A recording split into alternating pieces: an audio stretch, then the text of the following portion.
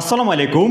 আমরা আজকে ট্রেন্ডি মার্কেটে ট্রেড করা শিখব, কিভাবে একটা ট্রেন্ড মার্কেটকে আইডেন্টিফাই করতে হয় এবং ট্রেন্ড মার্কেটের সাথে কি কি জিনিস লক্ষ্য করে প্রাইস অ্যাকশনের সাথে ট্রেড করতে হয় সেসব জিনিস শিখব এবং আমরা ট্রেড করতে করতে শিখব। তো আমাদের ফার্স্ট অফ অল মার্কেটটাকে একটু রিড করি। মার্কেট আমি কেন ট্রেন্ড বলছি, দেখেন মার্কেট কিন্তু একটা আপ ট্রেন্ড মুভে আছে। আপ ট্রেন্ড মুভে এটা ইম্পালসিভ কারেক্টিভ।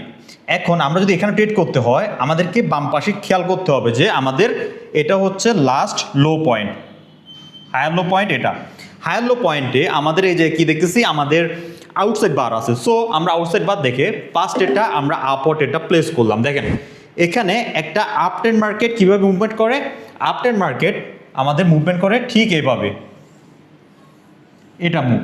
দেখেন মুভটা হয়েছে কিনা, সেমভাবে হয়েছে। একটা আপ ট্রেন্ড মুভে যেটা আপওয়ার্ডে যায় সেটাকে বলে আমরা ইম্পালসিভ, যেটা বিপরীতে আসে সেটা কারেক্টিভ। ইম্পালসিভ। তো আমাদের যদি ট্রেড করতে হয় আমরা ইম্পালসিভে ট্রেড করব, সবসময় ট্রাই করবো যে ইম্পালসিভে ট্রেড করা।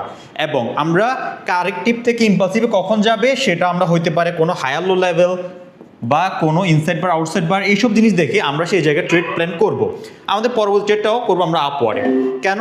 আমাদের এটা হচ্ছে ইম্পালসিভ মুভ, আমাদের এই অংশটা হচ্ছে ইম্পালসিভ মুভ।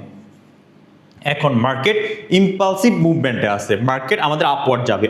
আর আমরা যদি একটু স্ট্রং এবং উইক মার্কেট দেখে ট্রেড করতে আসি, দেখেন আমাদের বায়ার 3টা ক্যান্ডেল কী ছিল, স্ট্রং ছিল, এবং সেলারের 2টা ক্যান্ডেল স্ট্রং, একটা বায়ার স্ট্রং আসছে, দেন পরেরটা আমাদের সেলার আমাদের অ্যাডজাস্টেড হয়েছে।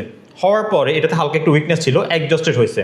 তো এটার মাধ্যমে আমরা বুঝতে পারছি যে একটা আপ ট্রেন্ড মুভে আমাদের হায়ার লো লেভেল, এখানে হায়ার লো লেভেল থেকে মার্কেট যাইতেছে, মার্কেট আপ ট্রেন্ড বিদায় মার্কেটের গতানুগতিক স্ট্রাকচার আপওয়ার্ডে যাওয়া। তো সেই কারণে আমরা এখানে আপের দিকে একটা প্লেস করছি।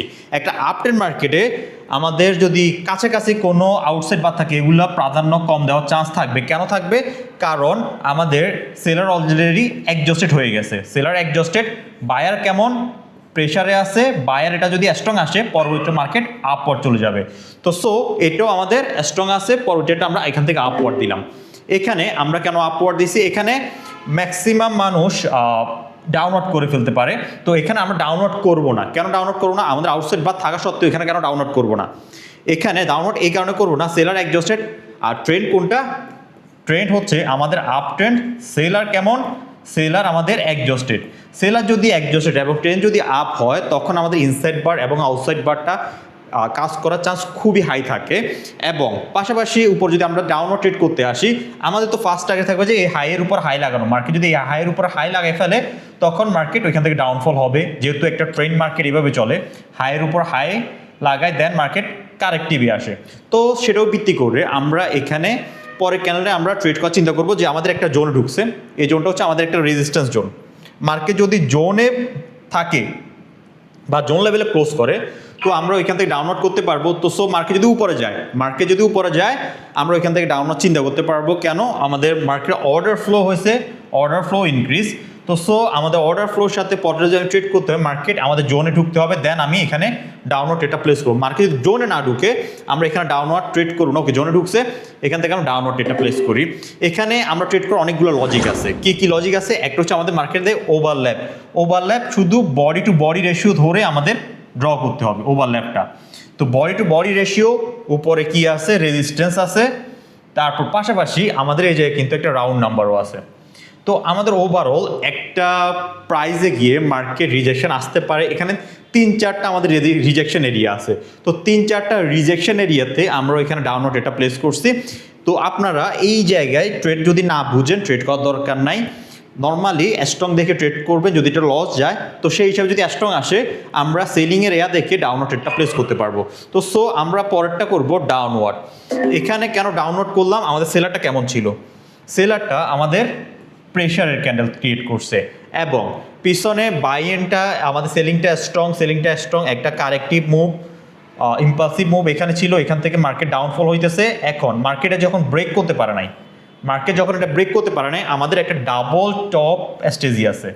মার্কেট ওইখান থেকে ডাউনফল আসতে পারে, এই লেগটা হইতে পারে। তো এই লেগটা আমাদের কতটুকু টার্গেট থাকবে? আমাদের নেক লাইন পর্যন্ত, নেকলাইন পর্যন্ত।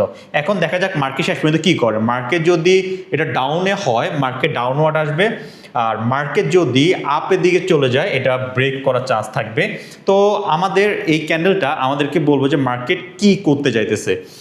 তো ওভারঅল আমরা এখানে কি কি জিনিস দেখে ট্রেড করছি, আমাদের সেলিং, ওকে সেলিং এটা উইক ঢুকতেছে, সেলিং এটা উইক ঢুকতেছে। সেলিং যদি এটা উইক ঢুকে, দেখেন বডি কিন্তু ছোট হয়ে আছে, বডি ছোট হয়ে গেছে, বডি 50% থেকে ছোটো, মার্কেটের বায়ার আসতে পারে, চান্স খুবই হাই।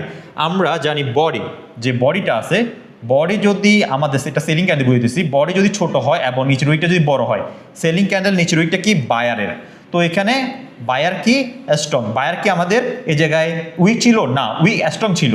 যদি স্ট্রং থাকে বায়ার কন্টিনিউ করবে, যদি উইক থাকতো বায়ার এই জায়গায় অ্যাডজাস্টেড হয়ে যেত, তখন মার্কেট ডাউনফল হইতো। তো আমরা এটা গ্রিন ক্যান হওয়ার চান্স থাকবে খুবই হাই। আমি আর ট্রেড করব না।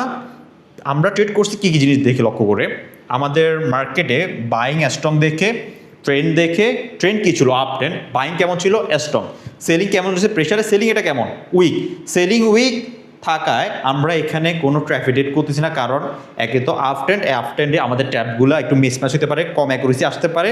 দ্বিতীয়ত আমাদের যেহেতু বডি রেশিও ছোট, ইম্পর্টেন্ট জিনিস, বডি রেশিও যদি ছোট থাকে আমাদের গ্রিন ক্যান হতে পারে, রেডও হতে পারে, সমস্যা নেই, কিন্তু গ্রিন হওয়ার চান্স খুবই হাই থাকবে। রেড হবে না এখানে, যে গ্রিন যদি আমাদের প্রেশার বেশি থাকে। কেন বেশি প্রেশার থাকলে আমরা এখানে আপওয়ার্ড করতে পারবো, কারণ পিছনে বাইংয়ের রেফারেন্স কেমন, রেফারেন্সটা স্ট্রং।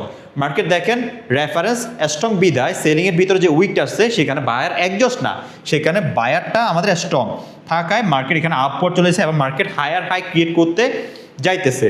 আশা করি আজকে আপনারা বুঝতে পারছেন আমাদের আপ ট্রেন্ড মার্কেট বা সেমভাবে ডাউন ট্রেন্ড মার্কেট আপনি এভাবে অ্যানালাইজ করতে পারবেন। Up trend market, down trend market বা রেঞ্জিং মার্কেট হোক, আমাদের মার্কেটের ট্রেন্ডটাকে আইডেন্টিফাই করতে হবে আপনাকে।